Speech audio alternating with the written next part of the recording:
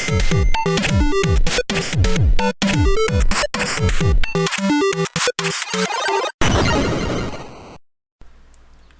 was just at the Too Many Games convention outside Philly last week and returned with quite a few games that I've always wanted to add to my collection.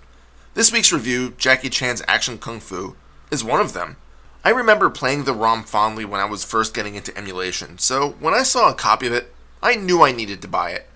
Granted, my copy was at a good deal because, well, it's definitely seen better days. But hey, $30 off the normal selling price? I'll deal with a bit of physical damage. Jackie Chan's Action Kung Fu is your run-of-the-mill action platformer. You play as the man, the myth, the legend himself, Jackie Chan. The story is shown in a simplistic single scene, in that Jackie's sister Josephine was kidnapped by the villain simply known as the Sorcerer. Ooh, what a name. Jackie then sets out to free her and defeat the Sorcerer. That's it. I think it may have taken me longer to type that out in this script than it did for the scene to play out. Oh well. Obviously, being the kung fu master that he is, Mr. Chan has many moves available to him to defeat the small army of enemies that he will come across. He can perform a standing punch, a jump kick, and a crouching leg sweep. Most enemies will take one hit, but some will require 2 strikes, so it's a good thing that enemies are thrown back slightly when struck. You also get access to a Hadouken-like attack. I only found these are useful during boss battles, especially the final boss. They are performed by pressing and holding down B, and then releasing it to launch the attack. You only have 5 of them, and can be restored by doing well in the minigames. And that's not all. You'll come across frogs on your journey, and they aren't just there for looks. Apparently these unusual amphibians decided to taste test the power-ups of the game, and have swallowed some of Jackie's special moves whole. In order to get them back, Jackie simply needs to strike them, and a power-up will be flung from the frog, allowing you to collect it as the frog hops away. These special moves can only be done a small handful of times before requiring you to collect another orb. The moves consist of roundhouse kicks, spinning kicks, and even a forward cannonball roll. Personally, I saved most of these moves for the bosses, as the standard strikes normally did the trick for everything else. But there are situations where a bit of range to knock an enemy out of the way to avoid danger could prove useful.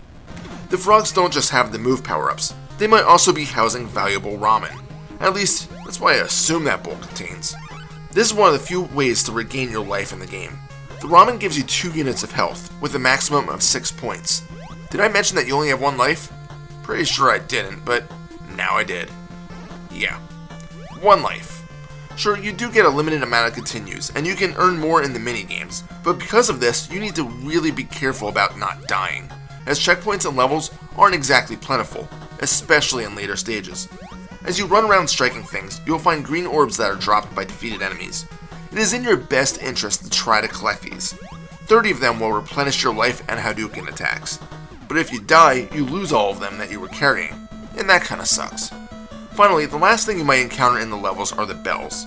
These are hidden from view unless you can jump or stand in a specific spot.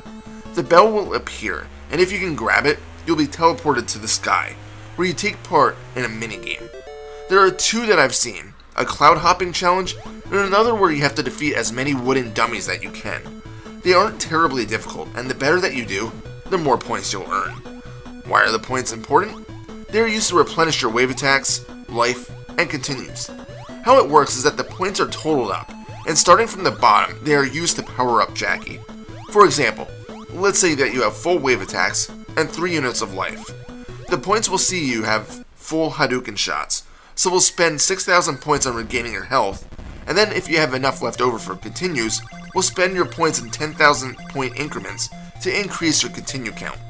Thankfully, your points do carry over from minigame to minigame, so don't feel bad if you somehow get 9,900 points and are short of that extra continue.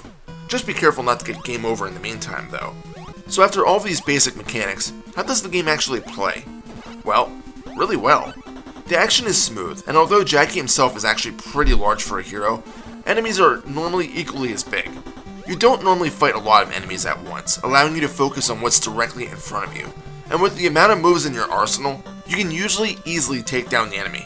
Some of the auto-scrolling segments can be a bit more challenging, unless you are fine with simply evading your enemies. But you can still have enough advance notice to take down the mice or bats if you really feel the need to kick them and yell Roadhouse afterwards.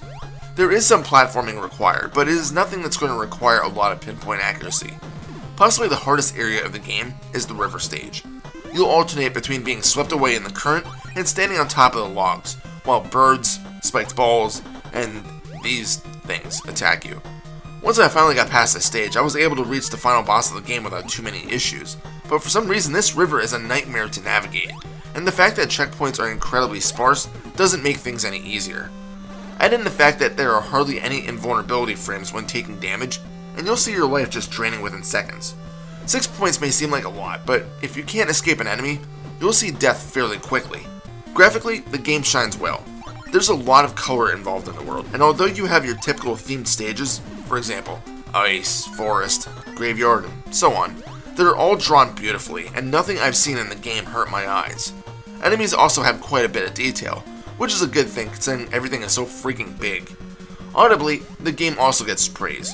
The tracks are fun to listen to, and I especially loved the dramatic tone of the auto-scrolling stage themes. It helps get the adrenaline going, and you'll wipe the sweat off your brow when you've completed them. Not saying the music is causing you to sweat, but it does help.